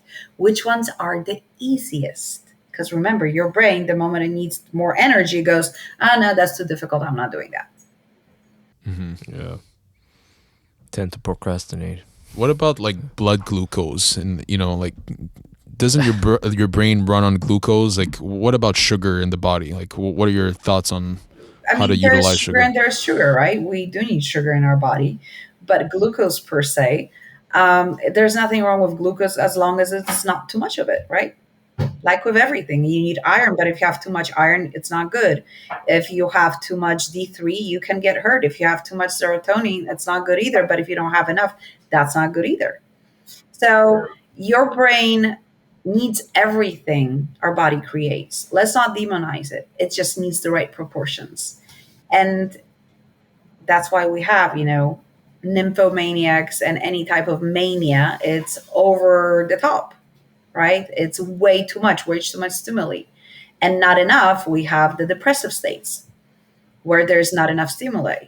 So very often people who feel a lot prefer to have so-called peace. People who are very sensitive are looking for peace because they cannot deal with the influx of emotions and stressors and triggers that are coming in. So is that why? Didn't you say you wanted peace? You said that. I know. That's why I said that. Oh, that's what you said. Okay. I mean, yeah, like I could say, like in my family in general, we're very like anxious people and like anxiety and just like worries and what did he say? What did he say? What are they thinking? And, the whole thing of like, what is he thinking about me? Right? I'm always like, it's like a worry, right? And if that is serving you, fantastic, keep doing it. And if it's not, it's quite simple to change. It's 3 to 6 months, and it's gone. Okay. Like, you want to know how? Well, yeah, of course. I'm not going to tell you because that's not done over a podcast. No, I know for sure. Yeah, it's not doable over a podcast, right? In half an hour. It's a process. It's a process because anxiety comes. So a lot of anxiety is from how they perceive me, what they will think about me, what you just said, and it's living in the future. And the truth is that when we look at the facts, it really doesn't matter what they think about us. I mean, your family will love you no matter what. They might not like you, but they'll love you no matter what. They might be mad at you, but they'll still love you no matter what. And if you need them, they'll probably show up. The thing is that when we start dealing with thinking, most people, I'm not saying it's you, but a lot of people deal with anxiety and with lack of self-worth. That comes from that very often. Low self-esteem, not being grounded, not having a clear direction, despite of what the world is saying. And those are things that need to be developed. And those things are not developed through looking at your feelings, because your feelings are lies that your brain creates, and you release chemicals and then you feel a certain way Yeah. because we go into overactive mode in our brain. There's a really cool scan if you guys want to look it up. It's called Ring of Fire. And a ring of Let's look it up. Oh, We yeah. can look it up. Yeah, well, I want to look at. I want to see it. Spec scan Ring of Fire. Ring of Fire? Okay, Yes. let's. And it is absolutely phenomenal how your brain lights up and overreacts. And that's when you have PTSD. And you'll Oh, yeah. see Wow. all the areas of the brain lit up in red. Okay. Let's just quickly share the screen here. There you go. And I want you to the first one. So take a look at the Ring of Fire and how overactive the brain becomes. Okay. Baseline versus concentration. Okay. And now there's like, look on the bottom when you have the one with the less on the left hand side. Left hand side. Go down. There we go. Yeah, that was it. That was it. The Click on this one. PTSD? the PTSD one. Yeah. Okay. Okay, click on this. Oh wow! So it's like way more active. Okay. Yeah. Interesting. Using SPECT, we can distinguish between emotional trauma and physical trauma. Yep. Oh, it says then Dr. Amen. Yes. Does it? Oh, Oh, it's okay. that's what, Oh, okay. okay. So Interesting. true trauma is in your brain. It literally changes how your brain functions. Huh. So it's like brain inflammation. right? Yes. Can we say that? Yeah. Yes, Okay. absolutely. I mean, we can go into spec scans and talk about them. They're quite fascinating. They are. Can we? You really want to go deep, Yeah. huh? I think there's some people listening, not watching, so they can Yeah, they can research this stuff. They can always definitely. reach out to me too, or anybody from an Amen clinic, and they'll be happy to support. Mhm. But But yeah. it's important to understand that a lot of people will say, "Oh, that's a traumatic experience." I know it's horrible, but for me, its first question is, can I see it on your spec scan? Because if it's not, it's just a perceived trauma. And it's the vocabulary you're using. Remember when we were talking about people saying, I'm pissed off and everything is pissed off? We do the same thing with word trauma. We abuse the word trauma. Yeah, That true. is true. Yeah. Yeah. It's become the vogue, It's like, oh, I had a trauma, or even if it's a small thing, I was traumatized by it. Yeah, you are not. You are not. If your brain has changed because of it, you have. Now, you might think of it as trauma, but that means maybe you don't have enough vocabulary. And I know this sounds very cold in today's society, but the only way to get your brain back to normal is to create a variety of options and to name things as they are, not exaggerate and not take away. Because people who experience trauma, they have literally different brains. I don't Oh, think yeah. that's cold at all. I think that's Okay. like being precise, and I think that would Feeding help people. the truth. Yeah. Yeah. Interesting. Stop in a way. Stop lying to yourself. Like, oh, I got trauma. Like, is And it that's really? the Is it only way not? you can get out of your depression, anxiety, if you stop lying to yourself. All your Huh. emotions. If you keep telling yourself that I'm traumatized, you will believe it. And so the funny thing is, biologically, your brain will start reacting. It will be no change, but it will release chemicals like you are. And you will truly believe that that's the truth. Oh yeah. Okay. So for you, it will be reality, but it's not. And interestingly enough, what we do, it's like people go, why did you do that? Well, if we look at people I had a client, he was a young boy, and in his mind, he went through trauma. And some people could agree with that. We never scanned his brain, so I don't know if he did or he didn't. But he was adopted, and his mother kind of gave him away when he was a little boy. And for him, it was a traumatizing experience saying, she left me because she didn't love me and she didn't want me and nobody wants me. And there was a whole story added to it. Mind you, he never met his mom. He never spoke to his mom. It was a story he created, his belief system, and he was absolutely convinced it was true. And with time, we ended up with a question. What if your mother loves you so much that she wanted you to have the best chance in life and get the best parents ever because she couldn't provide that for you? And you went, well, I'm like, just what if? Well, that means she really loved me and I have amazing parents. And probably I wouldn't be able to play the sports I'm playing. Probably I wouldn't be able to go to schools I'm going. And I wouldn't be able to have friends that I'm having. And that one question opened a whole another world of options. And with time, we ended up with a feeling being grateful that his mom, biological mom, gave him away, which released him from a feeling of being unloved, unwanted. On the contrary, somebody did the most that they could for him so he can have the best life he has, selflessly gave him away. Yeah, that's it's a good way to help the person. I could understand how that works. Yeah. So literally, our vocabulary can shape our reality. Is It that what you're can. saying? And that's why NLP was so popular, but they didn't have all the science behind it. I What's know. that? What's that? Neurolingual programming. So Neurolingual. Okay. they already understood that what the words you use shape your reality, but they didn't have all the knowledge that we have now, that there are chemical releases, compounds, your brain, different structures light up depending on the word that you use. And it's a whole study, and people get certified in NLP.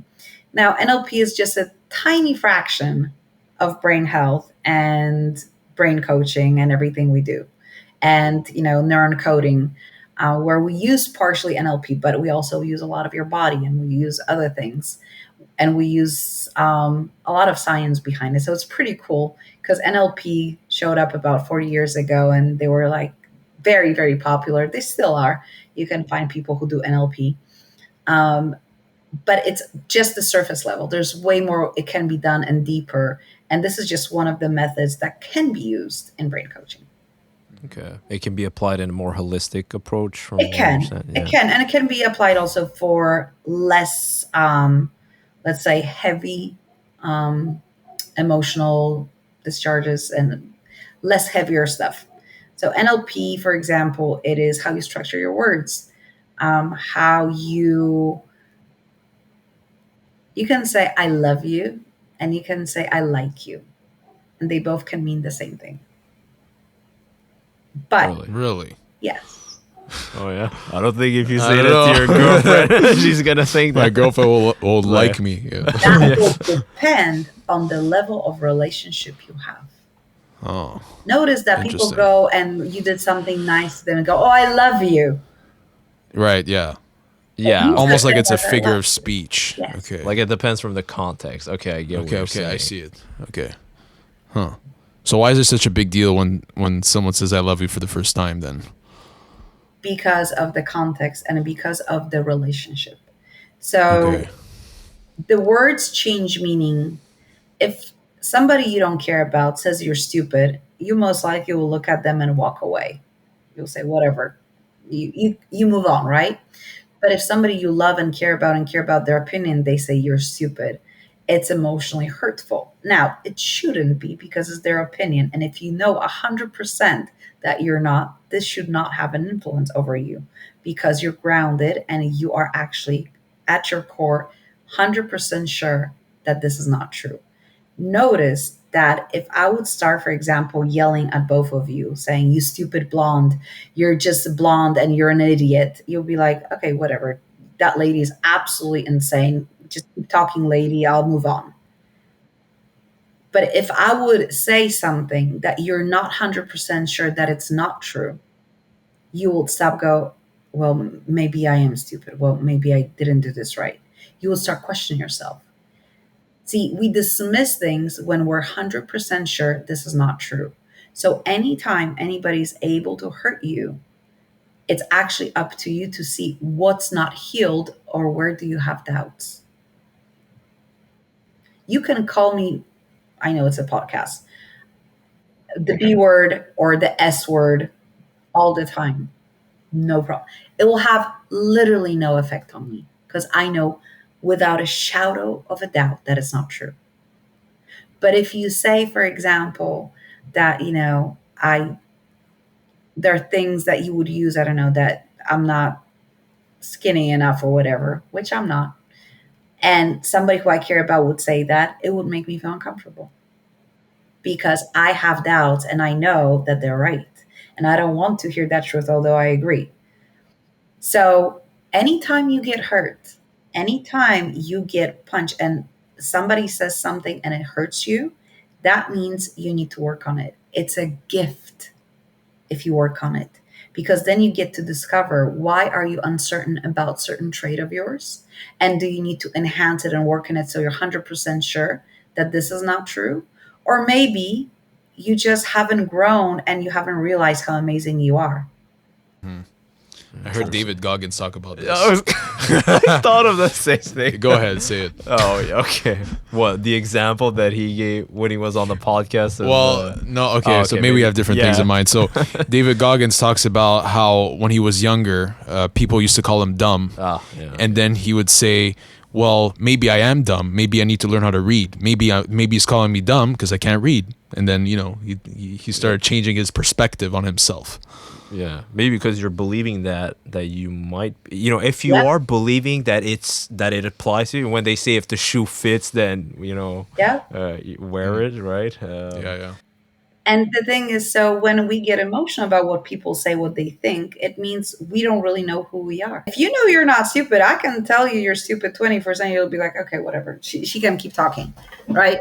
It's certainty that you know who you are, you know your values, you know what you're good at, you know where you're going, you know who you are, and somebody's perspective, opinion of you really doesn't matter. Because, I mean, if you compare me to Dr. Amen, probably I'm stupid in a lot of ways.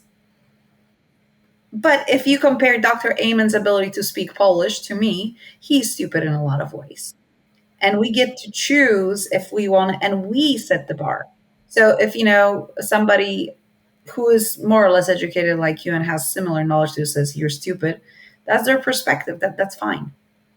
I know I'm not. I'm doing pretty awesome in life. Now, if I compare myself, and there's this thing, of comparison, we compare ourselves notoriously to other people, and I'm guilty of that. Oh my God, I'm so guilty of that. And I catch myself doing this. So I'm able to stop myself. But the truth is, I do my best to compare myself every day to myself from the day before. Am I doing better? Have I grown anywhere in any aspect? Did I learn anything? Did I achieve anything? And I'm getting better compared to me yesterday. And I look at others for possibilities. What is possible? Because if they achieved it, then probably I can too. And that allows me not to feel less than. Comparison is your biggest enemy, and your brain creates then standards that are not achievable. I had a question regarding what you do and what therapists do. What would be the difference if people are not sure, like they're like, should I see a brain health coach or should I see a therapist or a psychologist, psychiatrist? Yeah. So psychiatrists prescribe medication. I don't, but I do work with psychiatrists, and you see a psychiatrist every 2 months or every month. You see me every week. Second of all, therapists are usually trained in a certain area. So cognitive therapy, behavioral therapy, this and that.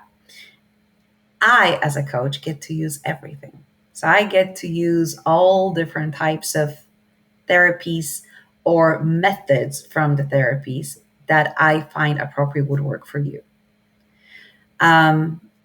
Therapists very often work with your past. We work with the present and only the present.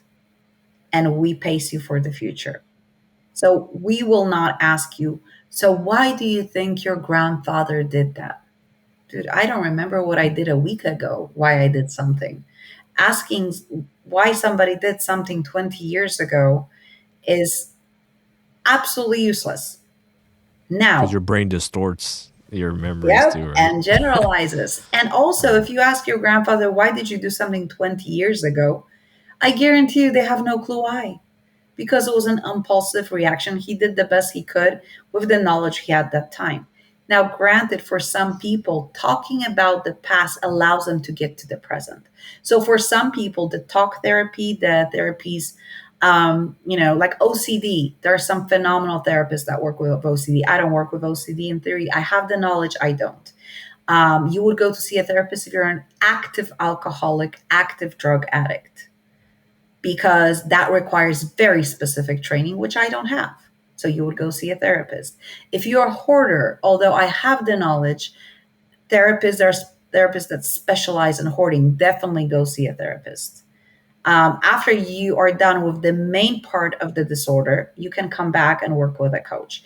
So we're the people who work, brain coaches, we work with you before you go on medication.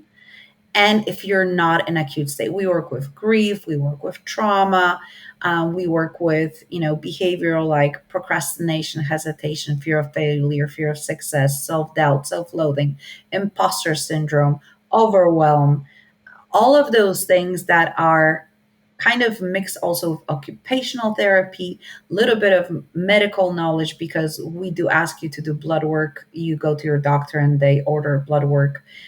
We teach you how to read it so you can advocate, and then you can work with your doctor or just decide on supplements if you choose so. We do a little bit different approach. And also, therapists will never look at your gut health. Therapists, most likely, not all, but most therapists will not look at all those little aspects before they work with you.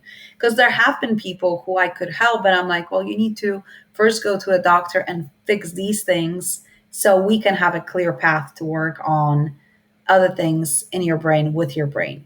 We work with people who are losing memory and, for example, beginning of Alzheimer or dementia. If it's a very beginning, there are protocols we have that can help you stop the progression in a lot of cases, not all. None of what I do works for everybody. None of what Dr. Amen does works for everybody. There is not one thing that works for everybody, but it's definitely an option. If you have anxiety, definitely people like me are an option, brain health coach.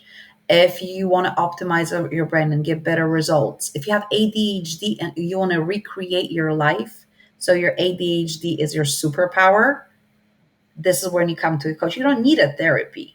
You need to learn how to elevate your ADHD so it works for you, not against you. And very often it turns out you don't have ADHD because you can go to Dr. Amen, scan your brain, and we can see if there's ADHD in the brain. Yeah, because a lot of people throw that around nowadays. That term is Yeah. just That also has said become- all the time. Said all the time. I have ADHD. Yeah. I say it. I even say it. because you can't pay attention, long enough, or No, the reason why I think I have ADHD, I probably don't, but it's just because I feel like I hyper focus on different things. Everybody does. Exactly. I mean, but like I probably that's the thing. Like I don't have I can't know. ADHD. If you give me a game that I like to play on Xbox One, I'm gone for 12 hours. That's why I don't have an Xbox.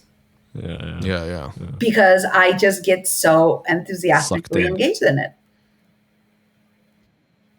So I think what I always advocate for is the baby steps, celebration, and no matter how uncomfortable it is, naming things as they are, not sugarcoating.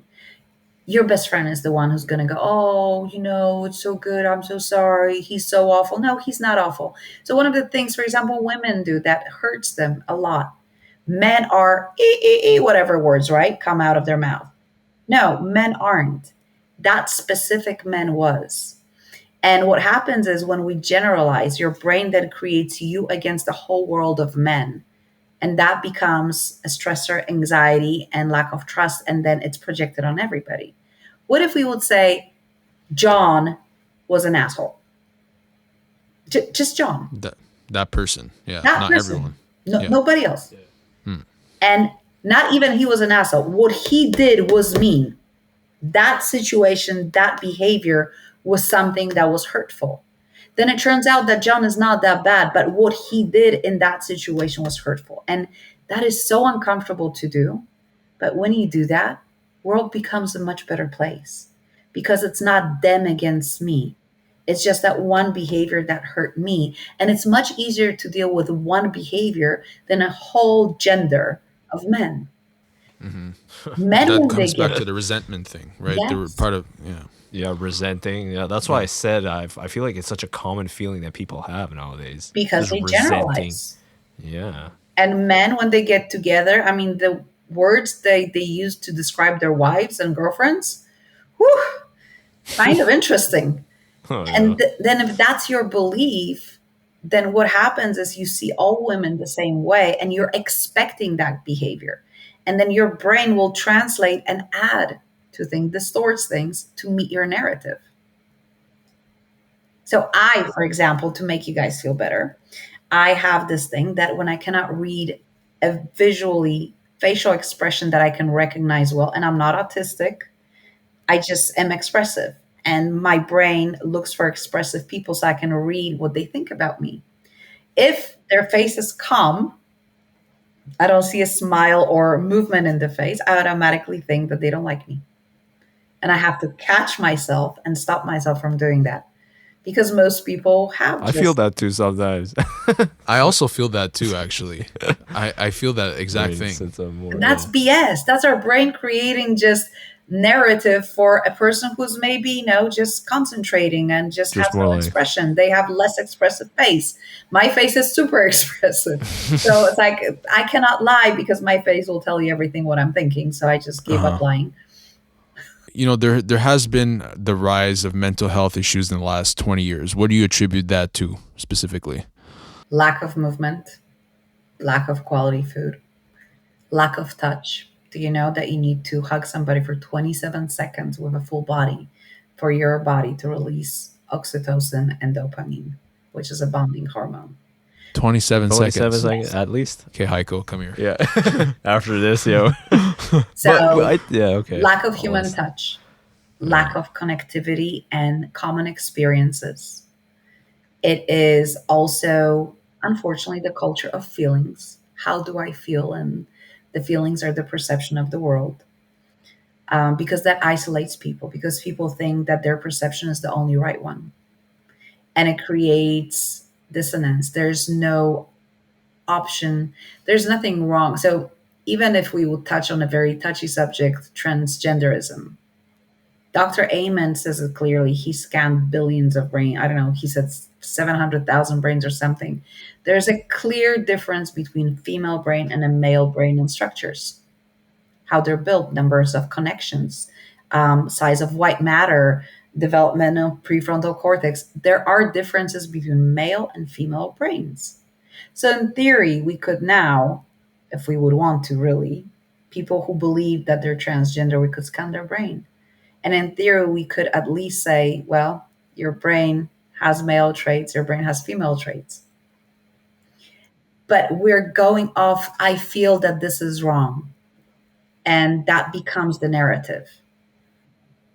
There is no, the feelings became the dominant thing. And it's important that they, don't get me wrong, feelings are very important, but they're part of the world's perception. They're not the final thought. They're not the final decision about how world is. Because we all have mood swings, we all have different perceptions. And if we assume that the whole world is required to cater to us, we will lose the ability to connect with people. And we do lose that ability. COVID did not help separating people. I have people who are young and a little bit younger than you guys, and some of them do not know even how to make a phone call because they get anxiety before they making a phone call. Some people get angry. Oh my God, you called me. That's what phones are for. You should text me. No, that's what phones are for. Texting is not for conversations. Texting is, I'm going to be there in 5 minutes. Get me some milk. And all of those things put together, plus TV, plus games, plus social media, plus the fear of, see, pain, even the way parents started raising their kids, participation trophies for participating. No, you don't get a participation trophy. That's great. We're going to celebrate you participated. And the trophy goes to people who actually did the work and won. Period. And it has to hurt. And there are schools in America that don't allow you to invite, if you don't invite all the kids from your class to your birthday party, you're not allowed to invite anybody. That's wrong. There will be always people who will not like you, and learning how to deal with that. That's why we have parents who are supporting us when we feel like crap because Kate and John and Mary didn't like us and they didn't invite us to a party. And it hurts because it's part of learning how to be rejected. Rejection is part of life. That's why we're kids and our parents are supposed to support us in learning how to handle rejection. We don't teach that anymore. We want everybody to be included, and that's wrong because you will never be included. Yeah, it seems like we're trying to create this reward system in our society, right? But like I feel like the brain doesn't interpret it that way. Like there has to be some kind of struggle, Yes, and then there's going to be The a reward. payoff. There's going to be a payoff. amygdala grows when there is struggle. Without struggle, parts of your brain do not grow. You're not learning the resilience.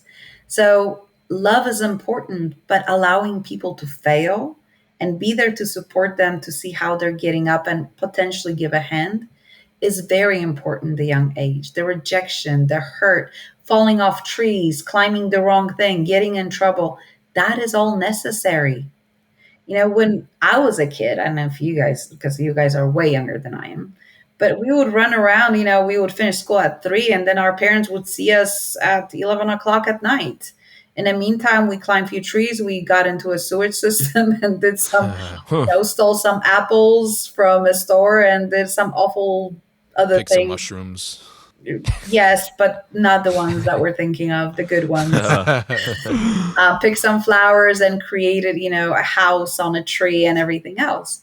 And we had to work together. We had to collaborate, take care of each other. Kids are not experiencing that. And even so, camps in Europe is that you give your kid to a bus, like you walk your kid to a bus, and the kid goes away for 2 weeks and you have no contact with them. Gone. Those are camps in Europe. And then the kid comes back and the kid is super happy, but probably cried for a first week that they want to go home because nobody's catering to them and they had to figure out on their own how to function. Yet those kids become resilient. They find ways how to deal with problems. And the mental health issues come with lack of developmental of skills, social skills, resilience, lack of ability to self-regulate. We're talking about building businesses, but what is good a businessman who cannot self-regulate and runs around and screams or goes into a depression first contract they don't sign?